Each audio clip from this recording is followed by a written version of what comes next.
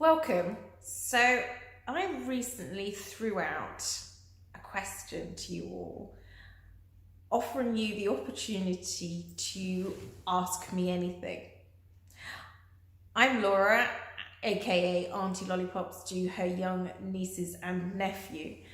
I'm a widow and I'm passionate about talking about those subjects we don't really like talking about, like death and dying, so that they just feel just a little bit less scary. So yeah, I am stepping out of my comfort zone and standing in front of, or sitting should I say, in front of the camera rather than behind the camera. And yeah, so here goes. Let's get this conversation started. So the question: what kind of ongoing support would you like from your family and friends? Wow, okay, so that's quite a hard one. Well, because we all need and want different things. And so what I need is going to be very different from the next person. So speaking from myself, in the early days, there's lots of doing stuff. There's lots of sorting funerals out, sorting admin out, just getting everything in a space where you know where it all is. And so there is something you can actively say to somebody, could you do this? Or somebody could offer to help you to do that. And that's really very helpful. The thing is, beyond that, for me, I just needed a space to be heard, a space for my voice to, you know, in whatever shape or form that came out, to be heard. I think I realised pretty rapidly that no one else can do grief for us. Grief is, you know, the emotions that we go through after we've lost somebody. So only I know the unique relationship that I had with my husband.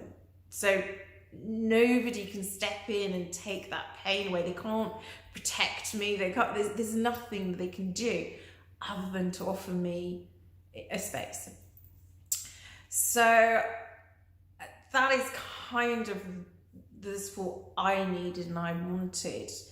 I had to find my way to get to that point. But I'm also realistic in the fact that my family in particular, at the time, my father was in late stages of blood cancer, so my mother needed to support him. My sister had young children all under the age of 8, 4 of them. So, and my brother similarly had responsibilities far more complex than, you know, you would normally expect. And actually the reality is, I'm not their responsibility, I'm my responsibility.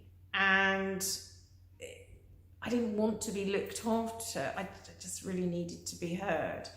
So I sought support through a coach, a therapeutic coach, so sort of a borderline between counselling, therapy and coaching.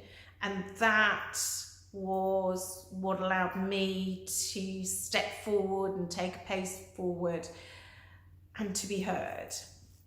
That said, I didn't want them to forget about me, and I didn't want my friends to forget about me either. So the occasional voice clip, just checking in, would you like to do, was really useful. So I think everybody's unique. I mean, that's who we are. So meet them where they're at, but know that you can't fix them. There is nothing to be fixed. You can't do their grief for them. That it is their grief, it's their grief journey. You can only hold the space to make it easier for that journey to be made.